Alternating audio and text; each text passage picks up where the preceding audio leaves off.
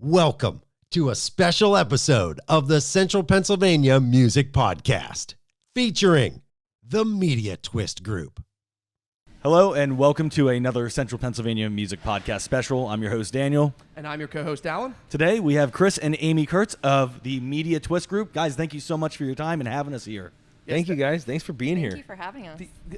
Having you? Thank you for having us. Yes. Have you guys seen this office here? Like, I don't want to leave. This is Christmas for me as a podcaster. But yes, thank you for taking the time out of your busy schedule to sit down with us. You guys have, Certainly. I mean, we've talked so much off camera here. Yep. I don't even really know where to start. You guys are involved in so many different things. So I guess really the best place to start is the beginning. Like, how did this come to be? Where did Mediatwist Group start? Yeah, great question, and thank you again for taking the time, getting out of the clouds, and coming out here to Lititz and learning a little bit more about us. So, the Mediatwist Group started as a boutique ad agency focused in music almost 20 years ago, and I was a touring musician, and I found a few ways to kind of capitalize on things in the music industry at the same time, and realized that I should exit being on stage, and I could probably make a go at building some type of brand in the entertainment industry. Fast forward to meeting the general and putting all the business sense Aimee, together. Insert applause. Right? And if you get to know us as you guys are, you'll know right away that I'm not the business sense or the brains behind it. So Aimee, being the string to my balloon, as a lot of our colleagues will refer to her, made it possible for us to head east and set up shop here at the backstage of the world after our friends were urging us. Funny story, our friends were urging us to come out here, so we said, hell no, we'll never come back to Pennsylvania, and here we are. We're back in Pennsylvania. And for any of our viewers that don't know where we are currently, we are sitting at Mediatwist Group headquarters here at Rock Lititz. There's anything you need here, it's going to be here for your guys' services. So I love how that started. And we talked about it off camera, like that whole scalability. You realized you were in the music scene and you're like, I could do other stuff outside of it. Like, have the brand keep going, but I can remove myself from it. With that, what does Mediatwist Group do different and sets it apart from other companies in the same industry? Yeah, so you want to take that? No, that's a good question. I want you to take that. Okay, so I'll start off and then throw it to you. Okay. But basically, as a touring musician, and not only people know it, but I was from the Pop-Tart Monkeys, and I learned the inside of the music industry touring through every venue in this great country, and figuring out the business model in every region, and then really trying to help other artists at the same time through the whole change of the music industry with the internet and so forth. And I got lucky by being able to do it with Tom Consolo, one of the OGs in the music industry. And I was always the kid bringing him the dead squirrel of technology, and never really realizing how valuable it was. And Tom was gracious enough to, when Aimee and I landed here in Lititz, and we had no idea what this place was going to be. Aimee and I. Fun fact, I feel like, is that your contacts when you were in the band and through your work in music was kind of what had us land right here with John. Yeah. Right? Oh, great! Wow. I mean, great. Thank you. Yeah. It was those contacts that he had made back in in those days when he was in Pop-Tart Monkeys that kind of all led to this very moment. It all came full circle. Yeah. Wow. Thank you very much. If looking back on this, if I would have missed that piece, John, thank you. John Harris was a pivotal piece of us landing here in Lititz. So you met John Harris through being in the Pop-Tart Monkeys. Yeah, and, okay. And as a lot of the musicians in Pennsylvania have come up through the ranks, John's been one of those guys that's really worn his heart on his sleeve. Absolutely. And is one of the OGs behind the music industry and the music scene in Pennsylvania, and is the reason the music scene is and the nostalgia from Fuel to Live to breaking all those Benjamin. folks. He Yep. gave every one of those bands Yeah, a I shot. can only imagine that a lot of people had the same story where John kind of like opened doors that weren't necessarily open before. Yeah, you and think so I- he That's he awesome. would tell Aimee and I, you guys you should come back, you should and rock Lititz and we were in Bloomington, Indiana. I was rooming with the Dalai Lama's nephew, working on some major contract digital tech things out there. Had no interest to come back to Pennsylvania and work in music again. I just love that you said that so nonchalantly. You were working Yeah. with the Dalai Lama's nephew and just Yeah. like, oh, Not working, living. Living. Living and working, I guess, but living with the Dalai Lama's nephew. When I met him in Bloomington, Indiana. If you know anything about Bloomington, Indiana, it is like the second home of the Dalai Lama. There's some history there with his brother, etc. So Yeah, I did not know that. I was unaware. That just Crazy, you just mind-blowing. coasted over it like it was no big deal. I was living with the Dalai Lama's It's one of nephew. those things that you can't even write that shit. Part of my explain. So if you either believe it or you don't, I don't need to spend a lot. I of thought time I on it. misheard you. Like, Yeah, Yeah, so did I. and a lot of our colleagues will attest to the way I say it. If I'm going to say it, is I'll tell them to pop quiz Aimee and just ask Aimee who I was living with when we met each other, and it's who. yeah, Tenzin. Tenzin Onion Song was the nephew of. So anyway, long story That's short, crazy. I wasn't coming back to Pennsylvania. Yeah. They said Google Lititz, and then at the same time Steve Zuckerman, and if you know anything about advertising and direct mail, Zuckerman created a direct mail empire in this area, and he caught wind that we were thinking of coming back and said you should come here to teach us the modern world of marketing, and now I had Live Nation, John Harris, and Steve Zuckerman saying, one was saying Lancaster, the other was saying Lititz. I didn't realize the two were the same area till I cracked open a part of my brain that worked for True Green Chemelon and Penn Avenue in Reading when I was in high school, and I was like, oh my God, Lititz is that really big area that we would never want to go survey a lawn in because it's huge. And I realized that those were the two places that my mentors were asking my family to come back to and build stuff with. So when we came back, this place was a cornfield essentially. We hadn't had the hotel here. It was just there's a video on our YouTube that recollects us landing here, but and there was nobody here really to build the face of the brand and to take care of the artists that we knew we were going to have coming in. And John Harris, we had no idea how big it was going to be. We had no, I was coming from producing Disney on Ice and Monster Jam and Feld Entertainment properties. So I had no idea what John was going to send us. Was it going to be the Wiggles tour for Nickelodeon or like what kind of crazy stuff? And first artist was Beyonce. Beyonce's It was Formation so tour. right then we were just like, where are we at? Where have we landed? What is this place? But yeah, and then from there it's all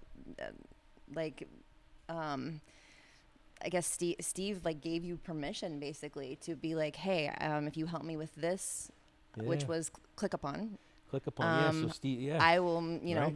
be there for you, and we can credit a lot of guys like that, like Steve Zuckerman, Dan Sunderland. There's so many mentors that we've had since we've been here. That The area has built us. Yeah. Like the areas and the mentors, and without getting teary-eyed thinking about it, they're the Sunderlands of the world, the ones that have really made sense of our craziness of a business and Dan model. Sunderland, for anyone that doesn't know, is the owner of Sun Motor Cars in Mechanicsburg, Pennsylvania. He's him and Steve and Ian Russo. Not that this is a name Shane dropping Beecher. episode of I mean, mentoring. But the question is like, how did we get started? And I think your last question was what sets us apart. Yeah. And I think maybe we can jump into that. Yeah, go for it. Take You it. go for it. What does there's we've Rochambeau. I mean, yeah. Rochambeau for it. I think you are what sets us apart. When your wife starts off like that, I don't know how you even take that A compliment for sure. compliment. Certainly. Yes. Thank You have Thank you. if you treat all of your clients the way you've treated us when we walked in, Oh, thank you. I can only attest that's got to be just a small part of what sets you guys apart, because we've never met you before. This is our first time meeting, and I don't think you would know it from watching this film, but you welcomed us with open arms, sat us down, showed us all the hospitality in the world, and I feel like that's a small part. I agree, and I'm glad that you mentioned that, because that's what I was gonna say if you were gonna let me answer, I guess, would be that the unreasonable hospitality is what we call it. So thank you for picking up on that. Thank you for issuing it. Yes. Those two words are exactly very, very well said. That's I think if we go with that as what separates us from other ad agencies, other producers. We're industry. talking like from like showing up at some of our clients, like kids, like church bazaars. Yeah, Going to or a plays, kid's play or like you we know. just show up. Like we're usually good friends with all of our clients, and we're like family. Here's a good story. So I real think that quick, sets us real apart. quick story. Andrew Wears-Bicky, sales manager, general manager, one of the sales managers at Sun Motor Cars, Mercedes-Benz, right? And I'll touch on unreasonable hospitality, what I mean by that here in a second. Okay. Andrew calls us, says, hey, my daughter, who we've been like godparents to as far as mentors, we're big into mentoring. Youth is our future, right? So if there's anything we could ever do for one of our clients, children or family, we're there, right? So he says, hey, she's having a play. She's playing the lead role. We'd love you to be there, right? So there we are. And they didn't expect us to show up. We just have a working relationship with Andrew, but there we are, taking it to the next step. I already feel like I know you guys forever. Going back to the unreasonable hospitality piece, if you apply that, I don't care what we do for a living, whether it's sell cars or hot dogs or I paint roofs or whatever I do, if you apply your unreasonable hospitality to it, you will win. And it's the story of the restaurant owner that closes at 10 p.m. in New York City. The family just got there at 9:30 from California. First time they've ever been to New York City. Never seen a snowstorm. Here comes the snow. It's piling up outside. Restaurant's closing. They just got their appetizers. And the owner corrals the whole front of house to go outside and make snowballs. Whole piles of snowballs. So when the little girl can finish her meal, they can have a snowball fight out in front of the restaurant. That's a wonderful story. I did not see that direction coming at the end of the story, and That's like it. you said, it Yeah. went So I one don't know step how the above. food was at that restaurant, no idea, but I could tell you what the parents thought of that restaurant, right? And that's really some of the stuff I learned from Kenneth Feld. It's some of the dynamics that Aimee and I hone every single day. Before you guys got here, Sotheby's was here, Sotheby's International Real Estate, Clarissa, one of their marketing folks, and we just lay the red carpet out, and not from knowledge to hospital, whatever it is. And that's the magic of being a producer too. Not only an ad agency controlling when you own an ad agency, the mere basis of attention is this, right? That's advertising, right? If you can produce shows that leave people with an unforgettable memory. So the objective, the way you get unreasonable hospitality is by leaving an unforgettable memory. I'm pretty sure no matter what happens after this moment today, I have to make sure that you guys don't ever forget. I don't think I could forget. Certainly will not. And I don't want to. Yeah. I'm going to put it that way. I don't want to, but I don't think I could. Okay. So That's amazing. it's Now, seared into my brain. yeah, certainly. So we've talked about a lot of different things and a lot of different people, and it sounds like you know a lot of phenomenal people through your experience with the Mediatwist group. Can we talk a little bit about what you guys do? I know you said you're an ad agency, but what is that? All falls under that umbrella for a potential client? You know, somebody Sure. who could, tell us a little bit more about what Thank your you. services are. Great question. It's, people hear marketing and advertising. What is it? When you joke from a boardroom, it's all hocus pocus. We don't know if it even works or not. You put a billboard up. I don't know if it works. I spend $3,000 on it though. Look at it. It's beautiful. Yeah, beautiful. yeah. Right? Like I remember when we first moved back here, BJ Wers, and he's spending over $1 million in the Harrisburg region on billboards. And you say, well, how many windows did you sell from? It's like, I don't know, but look at the billboard. It's amazing, right? It looks so pretty. So the advertising is one of those things that you're just taxed with showing a lot of people things, right? Couple things happened when on our way into Lititz building this, and it was meeting Steve Zuckerman and hearing him almost ruin advertising for all of us ad agencies. What do I mean by that? Well, when I got here, I was an ad agency brat. We're just going to take your brand and we're going to show it to 1 million people, and that's it. I don't know how many people bought stuff beyond that. Don't ask me. You bought our ads. We're going to show your ads. They're going to see it, and that's it. That's how advertising works. End of transaction. We're done, Yep. right? And almost can go like this, and thank you, come again, right? Yep. And when we met Steve and came to Lancaster, backstory on Steve is he created a direct response vehicle that humans were now conditioned to in America to controlling where they went to dinner. Let me back through that for a second. When I first moved here as a tech kid on a phone, that was the best way I can target you. Put it here. Mm-hmm. And then Steve, you had a magazine? Yeah, we made a magazine called Clipper Magazine. And I'm like, oh, that's cool, but that's so like 6 years ago, man. Like, this is new tech now, right? Yeah. And I remember him seeing Instagram for the first time and me running a campaign for one of our clients and him saying, so what happened there? They saw the ad, 2 million people saw the ad for members first, and then they don't like it, they just keep scrolling. I go, yeah, that's it. Well, what happened after they scrolled? Well, I don't know, that's it. And what I realized what was happening was that wasn't good enough for him. I remember him saying, well, no, you have to, and the next night I took a picture of the Clipper magazine at my home in Manheim Township on the top of the garbage, in the garbage pile. Mm-hmm. 4 kids at home, not even looking at it, nothing. And I joked about it. I sent the picture to him in a text and said, here, dude, here's your magazine, your baby that you created on the top of the garbage. Like, you see what I'm saying? Like, you got to be on this new stuff over here on the phone. Yeah. And the next night, my son Eli came to me with 4 coupons. And he said, Dad, this is where we should go out to eat tonight. Still today, and I was just like, looked at him, 16 years old of him, and said, where did you get these? Like, what have you, like he was like, it was illegal. And he's like, what are you talking? It's a coupon. And I had realized that the guy I was just razzing with the picture on the garbage had controlled my kid in 2 days by seeing it. Eli had a Clipper magazine in his room, just as every person in America had one on their coffee table. Uh-huh. And then it became local flavor. And what he created was a direct response tracking thing. And what I realized at the same time the next day is when I went to Aimee, and I'm like, yeah, Steve marched me around to every restaurant in Lancaster County, every spa, every small and medium business. And when we went in, every owner was like, come on back, Steve. Yeah. Oh, Steve's here. Yeah. Come on back. He was invited beyond the veil of every business in Lancaster County. And I had watched the trust that this guy had raised in his advertising product over here as a kid from Miami ad agency world, where I'm just going to show you 1 million impressions and that's it. Don't ask me how many things you sold. And he was being invited back by the client with the trust.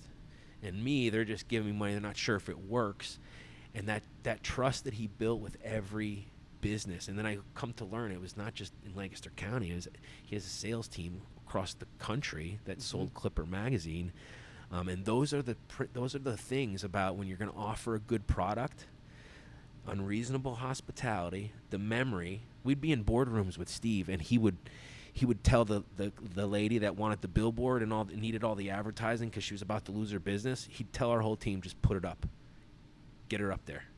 Don't worry, don't. And we would look at him as salespeople like, the hell are you doing? We're trying to sell this stuff. He'd be like, no, put it up, get it up. And then when the trust is there in unreasonable hospitality, you got the sale. They keep coming, right? So we learned that before you're going to work for somebody, you got to build the trust. Yes. So I can go deeper on that, but that's really what sets us apart, was taking all this social media ad agency stuff, tracking direct response with it now. Steve said, you got to do what Eli just did with my magazine with Facebook and Instagram. Mm-hmm. I remember coming home, I looked at it, I almost sold my MacBook. I was like, this guy's crazy. He's going to ruin all of advertising for everybody. What's so my MacBook? That So we're working with every type of industry, from healthcare to automotive to there's every type of industry we're working with now, and helping them with their social presence. It's not just marketing that we're actually doing. We're actually we're tooling up folks to be able to do this on their own too. So we're doing a lot of consulting. Teaching the magic, yeah. There's more of a, we don't do it for you. Mm-hmm. We teach you how to do it, to go teach them how to fish. It's essentially what's I feel like the David Blaine or the Copperfield that's given away all of the and that's why the trust comes with that, because instead of doing it for you and managing and monetizing all your social media campaigns and we got it, we'll manage it, and you should spend more on it every month so we make a commission of it. No, we actually, the tables you see in here, this laboratory you're witnessing is on some days it's the Penn State Football Brand Academy. Imagine that. I was really going to bring up Penn State. You guys partner with Penn State. You guys do a lot with Penn State. Right. So at any given time it's a coaching laboratory in here. Coach Franklin and Dan Kabbalah, the coaching staff, has entrusted us to be able to go directly to the player and teach them all of the tricks of our trade. So, because NIL, I don't have to get into where NIL has changed the collegiate space. Yep. I made a comment in Sports Illustrated, and they ran with it, saying that I'm going to change Penn State football forever. And what I meant by it was I'm going to actually teach the players directly how to do this stuff, instead of having the Learfields and the Under Armour and all the major brands using the talent and how they use themselves. Essentially, Yeah, LeVar Arrington, I have to credit him to LeVar Arrington and Brandon Short, Michael Mowdy, a couple of the predecessors at Penn State football. Aimee and I honed our craft and cut our teeth working for those guys, and they have really edified us in the entire Penn State football camp. So I'm super, super grateful and indebted to them. So I got to ask one question. I have some specific questions that I know we want to get to. But before we get to that, there's one specific question for us that I want to ask you guys. Being in the business that you guys are, working where you do, you see, I guess you'd say, quote unquote, top of the line talent. Beyonce, Lady Gaga, Mariah Carey. But you also see everything above, below, and in between. The Central Pennsylvania Music Hall of Fame, we exist because we like to spotlight and highlight all of the talent that, for whatever reason, comes out of Central PA. So much so that the music industry has even started to recognize that there is something special here. What is it, from your angle, that you would say is so special about the music scene from Central Pennsylvania? Great question. So I would almost relate it to why pizza is really good in the Northeast. I knew you were going to say that. I like that. That's so crazy. I was going to say it's probably the water. 100, right?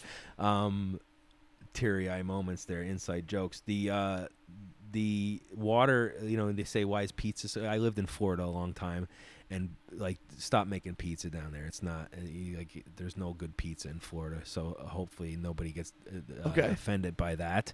And I'm not the Barstools guy, so don't take it with a grain of salt. Yeah, Dave Portnoy. But there's a reason. The same thing with the water in the north. Same thing, I think. And I'm joking, but I think it has to do with the proximity to tech and the music. If you just take my backstories, at the age of 16, traveling to New York City, playing at CBGB's, carrying my guitar 2 hours away from where I lived in Pennsylvania to go and Hillel actually saying, okay, Kurtz, you want to play here with your outfit? Then you'll fill 2 motor coaches full of fans, and then I'll let you play this club. And to me, at 16, if I can bypass all the other clubs in the country and just go straight to CBGB's, and I got the owner telling me I can bring all my fans here, it was the access to that opportunity.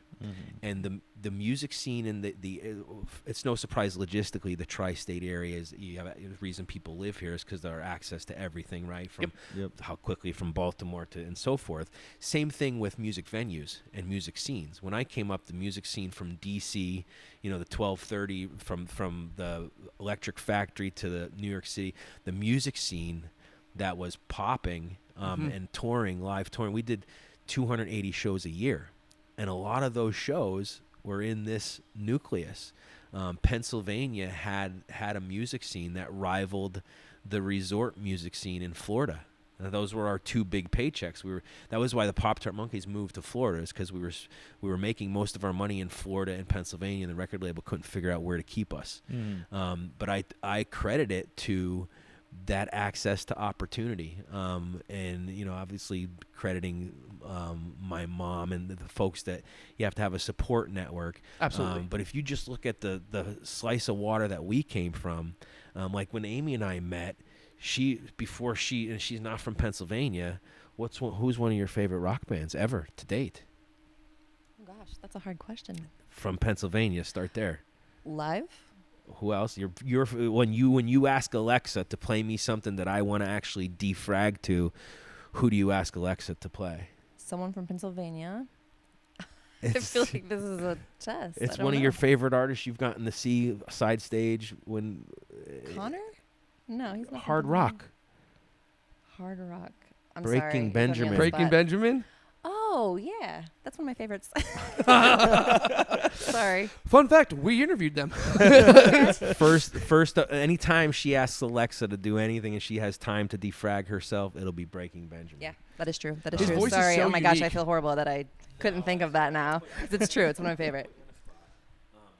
So stuff like that, then Breaking Benjamin used to open for us, and so to hear another person outside the scene come back and go, yeah, Breaking Benjamin is, that hits in a really cool way. Same with live. Absolutely. And yeah, just which fun fact, Chad wants me to tell you guys hello, and he knows that you guys are here right now.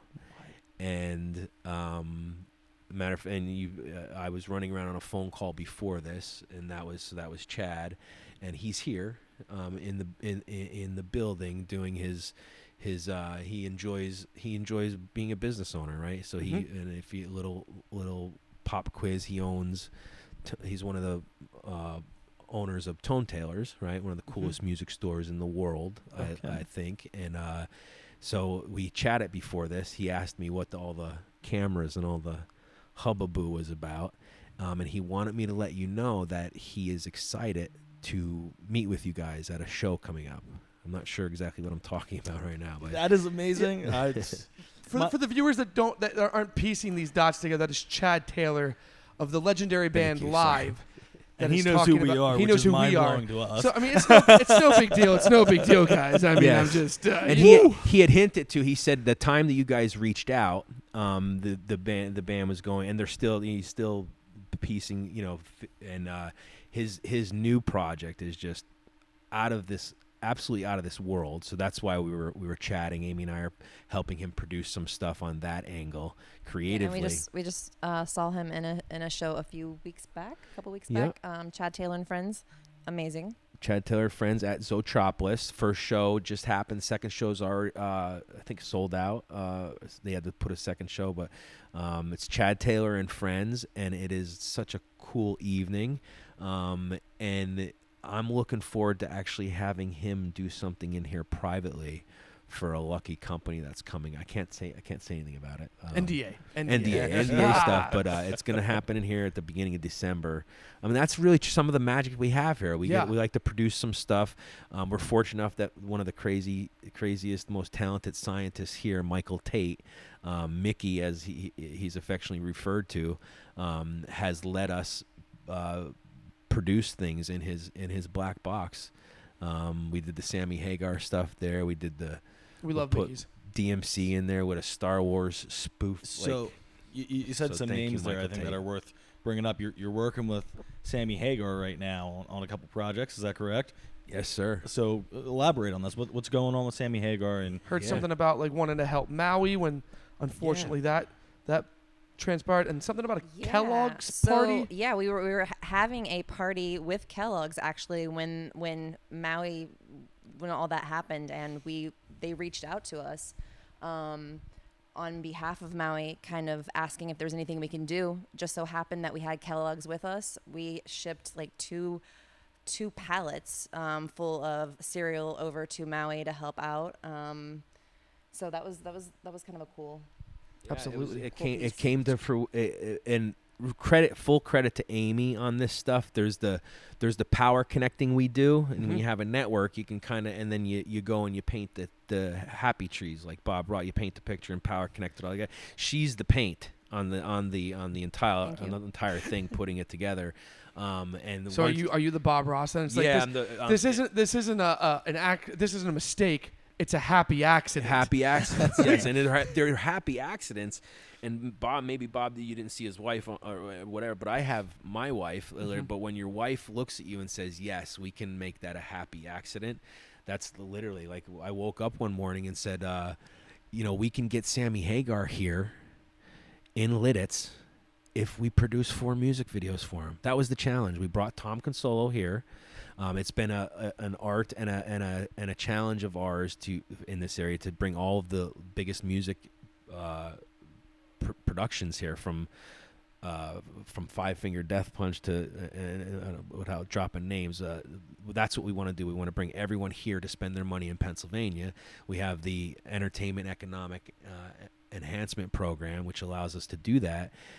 So when a legend like Tom Consolo, that single-handedly built the music industry, gives you the permission to start bringing his artists to the cornfield in Lititz, and we're talking music legends that are from the West Coast, like Sammy Hagar is a California. Like REO Speedwagon, Pat Benatar. Yeah, like folks that generally wouldn't come to Lititz to produce, but we have the backstory, we have the clients here, and that's what we're doing is producing some crazy amazing assets for them, and then connecting the Mediatwist group to it to figure out the amplification and awareness.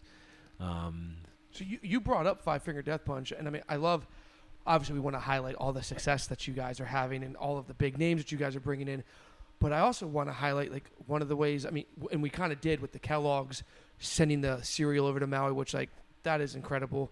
For reasons that I won't disclose on this one. This next one's a little more like it's a big deal to me, but you guys give back. You guys really do give back, and one of the things that you guys have done is the military veterans wellness program. And you guys did that kind of in tandem, hand in hand with Five Finger Death Punch, correct? We sure did, yeah. So Aimee and I came off the road with Five Finger how long ago? She's the math here. Goodness, that would have been in 2016? So 2016-ish. We exited the tour from Zoltan's tour bus, and still on the payroll, and came back to the backstage of the world to basically figure out how to do the things we were doing on the back of his tour bus for all of the artists. And let me elaborate a little bit real quick there. Zoltan, if you know anything about him, he's the founder of the band. He's the visionary, and he's a tech guy, and he's a genius. He's worlds beyond me. And he's also now a character on Call of Duty. So wait, what? Yeah. Yeah, it's like the guy. Yeah, he's Oz. They're gonna preserve his brain. I know we're friends today, and we joke about it, but. And I'm tainted because I love the man, but maybe I'm a little groupie. I'm not sure. He's my brother, and anything the guy touches turns to gold. And I've seen it from business to inventions to patents. He's a patent holder. He teaches combat driving to the U.S. Army. He drives planes. He drives boats. I put him in a monster truck. He drove in Monster Jam. Like he did it like I ran into him in Stockholm, Sweden, and said, "Do you want to drive a monster truck?" He said, "Oh hell yeah!" And the rest was history. In 8 months to the day, Aimee had a $500,000 monster truck built for him, and we flew to Anaheim. Was it Anaheim or Pomona, California, one of those two. Okay. It was And California. he demoed his Knucklehead monster truck, and it was amazing thing. But from that That's moment, awesome. yeah, thank you. From that moment on, we realized that the first responder attention and military attention we had, what was happening was he was writing the soundtrack to war. Like all these men and women of our law enforcement, to our first responders, to our military, work out and train and go to bed and wake up listening to these songs to get them motivated, right? Mm-hmm. When we go run on the treadmill, we're going to listen, right? They did an interview and said, if I'm going to have termites eat wood, we'd rather them listen to Five Finger Death Punch than classical music, because they're going to eat wood quicker, right? Don't know where I was going with that, but I started to see that we have a great fan base, and Zoltan programmed us to do unreasonable hospitality for all of our vets. If the music and the brand just becomes making an unforgettable night for them, and that's all we're there to do, then the rest of the branding and whatever business and success, I guess, whatever, maybe that'll whatever. But and every mission he sent us on after that was make sure there's no money being made behind this. As a matter of fact, when we were going to do a major campaign, I was excited to partner with Wounded for Warriors back in the very beginning of the time, because they were the biggest, right? And they're the most reputable and so forth. He couldn't see giving all of this money we were about to raise to a 501c3 that was going to be able to keep a certain percentage of it for themselves. So we created 5fdp4vets.com, and we housed everything through that, and the military got 100% of everything. Wow, that's so that became our mission. So fast forward to 2 years ago with Aaron Dale and the Military Veterans Wellness Program. We exit the Five Finger Death Punch tour, the camp. We're no longer on the payroll. Best friends. Now Zoltan's traveling with us in Monster Jam. We have a monster truck with him, right? Yep. So I get a phone call because Aimee and I become the Kurtzes, and part of the folks behind the Five Finger Death Punch camp. And Zoltan names me Captain Kurtz. Buys me a pea coat on tour. He wants me to smoke the pipe. I'm the fisherman, the angry fisherman Viking, and if you know anything about Zoltan, he's very, very into marketing and advertising and branding, and is a very good storyteller.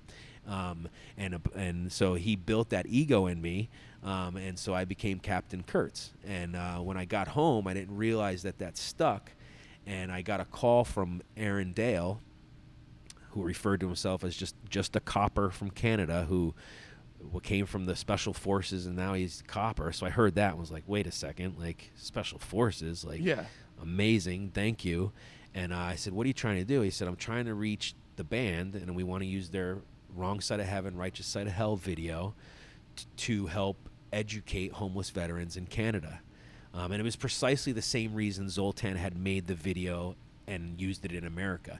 And at the end of the video, there's a whole post roll of all agency to basically help the veteran find wherever town you're in.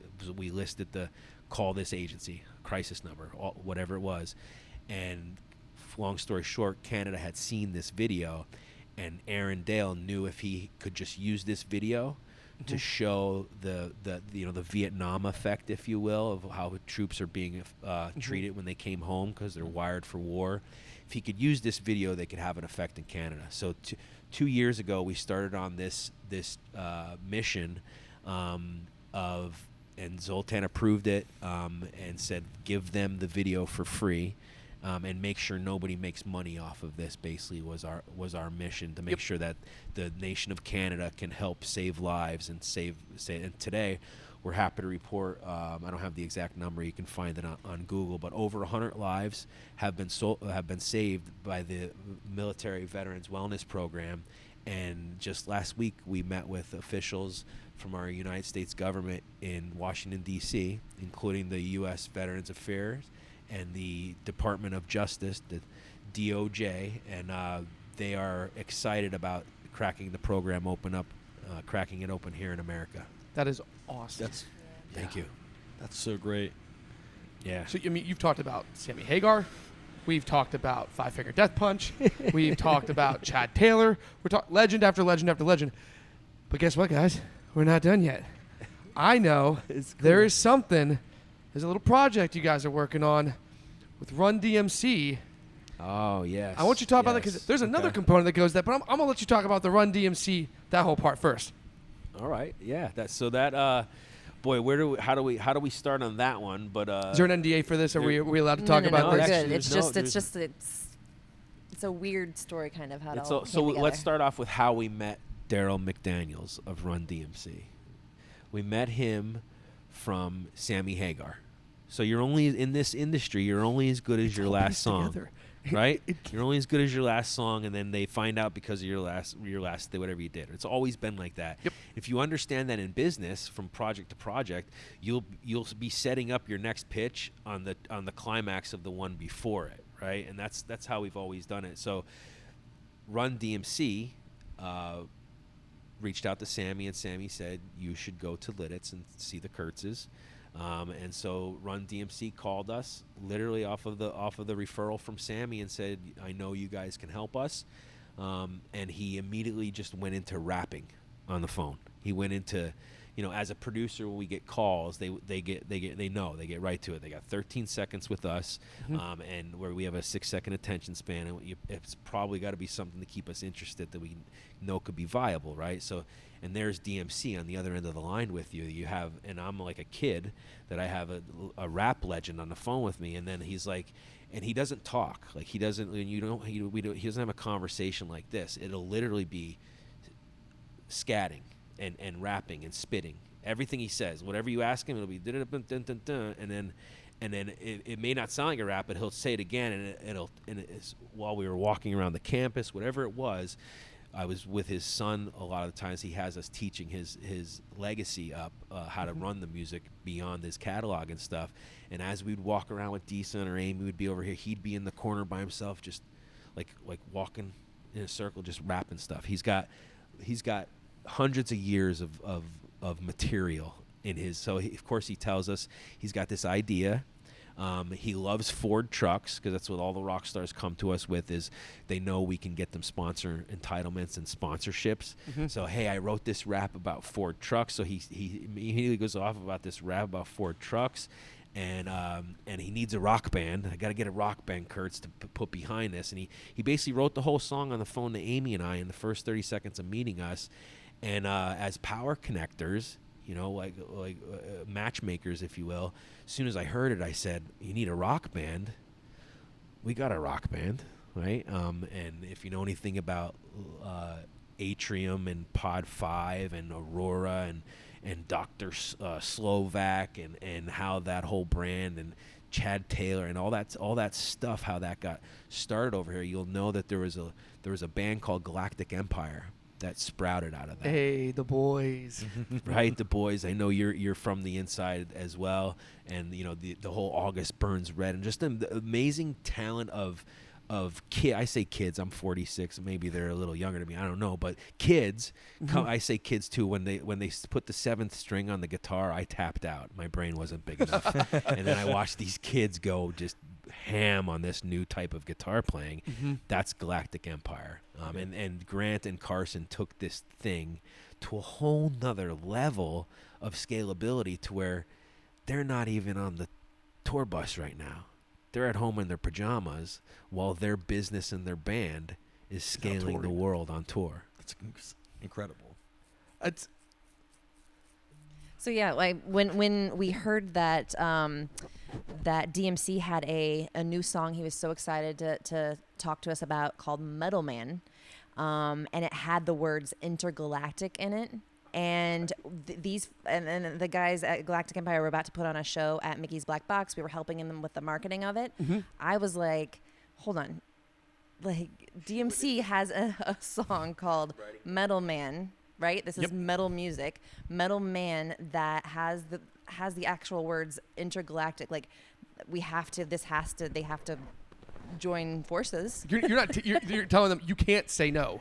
I'm Yeah. telling you, you're going to do this. No, It just makes sense. I mean, I didn't know at the time. We didn't know Daryl that well that we could make him do anything necessarily. But he's so kind, and he was so open-minded and so excited. And he's a comic book guy. Like, he goes to all the Comic Cons. He was all about it. He was. It's that piece of where you're not sure how much ego or create, like this. They're just calling you because Sammy Hagar said they should. Yeah. And you happen to do a good job producing the last 4 Sammy Hagar music videos. Like, that's it. Don't get too big on your box, right? So you kind of take and then everything Aimee was saying, and this is true in pretty much 90% of our professional relationship. Anything Aimee says in a boardroom, all the CEOs and the singers and the rock stars go like this. When That's I funny. say it, that's the look I get. It's kind of like, and then Aimee will take it and then wrap it up and go, how about this? And they'll go, oh yeah.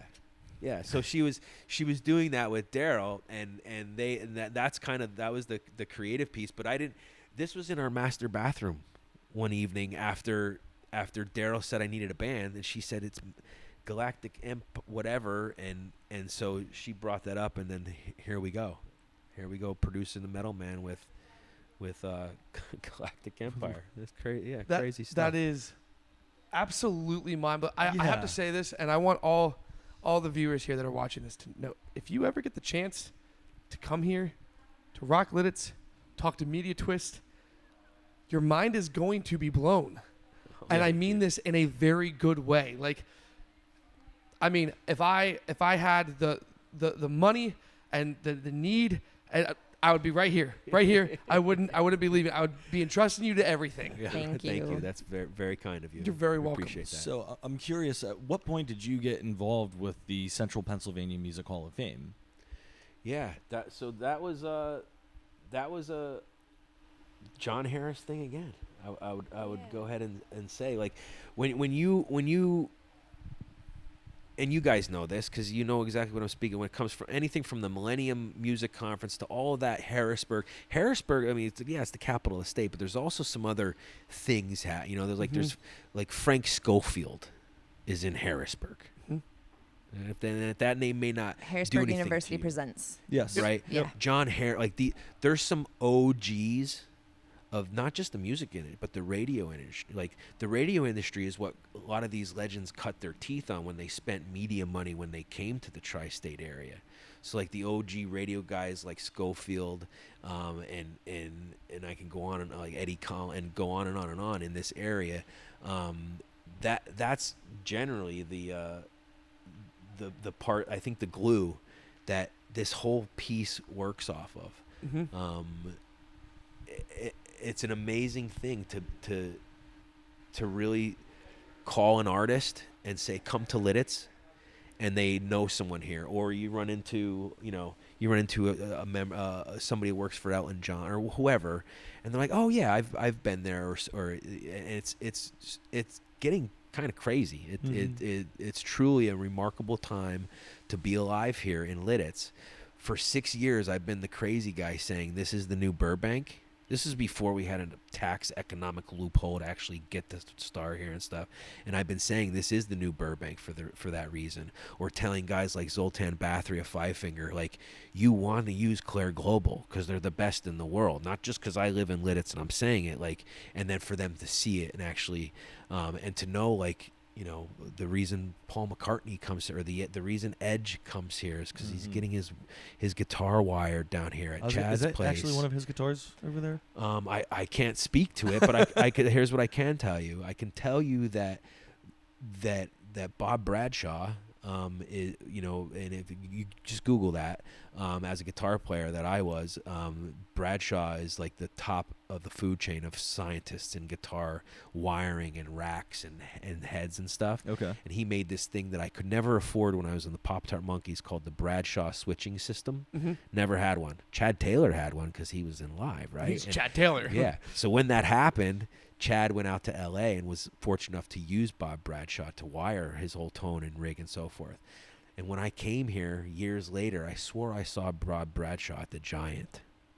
And I was like, and we had just done like Beyonce or whoever we were doing. So I was slightly delusional at the time. And I'm in Giant wandering around like Weekend at Bernie's. And it was Bob Bradshaw. And I came back the next day and I confirmed it through Chad. I said, hey. He's like, yeah, he convinced him to, along with some other people that are here, convince him to move out here from L.A., roll up his L.A. headquarters, and at the end of the hallway here, you'll see from the Edge, their racks, and to Joe Perry, to when I had Sammy Hagar here. You know how good it feels to have Sammy Hagar here, and you want him to see all the stuff you have here, and he finds out Bob Bradshaw is here, and him and Michael Anthony are hitting each other in the Escalade going, Bob Bradshaw's here, and then you're like, and then they say, Chris, can maybe Aimee talk to him and get us a meeting with him and stuff, and you're like, oh yeah, no problem, like, and then you go and ask Bob, and Bob's like, I'm sorry, I'm with Motley Crue right now, like I'm with Mick like that's cool, like when you have to go back to Sammy and be like, listen, I know I told you no problem, but he may not have time to meet with you. I know you're Sammy Hagar, but anyway, that's some of the magic that we get to have here on You get campus. to watch stars actually get excited about something that's like it's the guy. It's like the one guy that you can't meet on a regular basis. 100%. We might be able to hook you up with Right? him. That's like Michael. Sammy said to you, he said, whatever your situation accommodations you make for me, Sammy Hagar said, whatever accommodations you make for me and Kari's his wife, he travels, they're inseparable, amazing power couple. Whatever arrangements you make for me, please make sure Michael Anthony gets the same. And then the circle, but the sing whatever, and we have 2 artist suites here at Hotel Rock Lititz, and we're not going to say who was staying in the other one. We are not going to say who is in the other one, but I will tell you that I had to go back to Sammy and divulge that we could not put Michael Anthony in that. But the artist was big enough that Sammy was okay with it. Like it was okay that it Michael was Anthony completely couldn't okay. Get And Sammy, of course, Sammy, the Yeah. singer, like, what do you mean you can't? Like who could? It's Michael Anthony. Like who could? And we can't say it, but the artist, the output we were able to rebuttal him with, made Sammy go, "Oh, okay. Tell him I said hi." Was it Beethoven? No. So just do the math. Like so that's the amazing stuff that we could do here, and we're giddy. We're But giddy back to have this back to the moment. Central Pennsylvania Hall of Fame Yes, please. part. How did Thank we you. meet Brandon? You were saying John Harris? Did we Or- meet Brandon through John? Like how did that all come I think about? I think I might have met him at the Millennium Music Conference. Okay. And what really stepped it up was when we started the Badley's resurgence. And he, out of the whim, sent us a backstage invite to a Badley's function at one of our favorite areas outside of the area. What is the the restaurant? Inglewood. The Inglewood. Thank you. Love the angle. Yeah, Inglewood, Inglewood's great amazing. venue, amazing venue. They have amazing clams. Amazing clams and other food too, but the clams, no. That we would go to that area to get out of the area once in a while, and then Brandon, sure enough, he first of all invited us to be members of the board. Fun fact, was that around the same time that we were doing the avatar of Brett? Yes, I think that all. Yes, Is that- you're absolutely right. That's what coincides. So, we have an endearment to the Badleys. They're me especially. One of my personal music heroes growing up. Before the Breaking Benjamin, before Live, and on and on and on. It was the Badleys. They set the 90s on fire. 100%, right? Without a doubt. And it was kids like me that watched, their manager Terry Selders of Right Off Records figure out the music industry. Terry's for such the a solid Badleys. guy. We understand? loved sitting down with him. We got to interview Terry before. He's such a solid guy. Amazing. Yep. Amazing guy. I'd love to throw him a fist pound today and really, and I'm sure we've never had this engagement, but I don't think he understands how much he's affected, other kids' lives in the music industry that have gone on after him. Same with John Harris and so forth, right? But the Badleys, when I came back home, Aimee and I made it a point to kind of do stuff we love, like get involved in stuff we enjoy. And the Badleys was one of them. And she would bring an artist to me I never heard of, and I would bring, and that's what we did in our marriage. And so she brought me Connor Oberst, Bright Eyes. He was not familiar. Is that one of your favorites? I Is love that you him. go- Yes, Yeah. yes. right. He was not. It was amazing Gonna to get actually teary-eyed introduce him again. to an artist that he I had love never that heard guy. of before. So, thank you for that. Love Connor Oberst, and in music, 12 years straight, 280 shows a year, 5 albums. I was farted through a keg of nails called the music industry. You're not going to tell me a style of music or an artist I've never heard of before. I was that, and she brings this to me, and I'm literally every morning in the bathroom, like starting my day and just putting my social armor on with every single Connor Oberst song. Yes. So I felt like there was no artist I could give her, like what Panic at the Disco, or like there's nothing I could be like, here, try this. Try this flavor out. Right. And the Badleys for me was that piece, and she took to it as well as I took to Connor Oberst.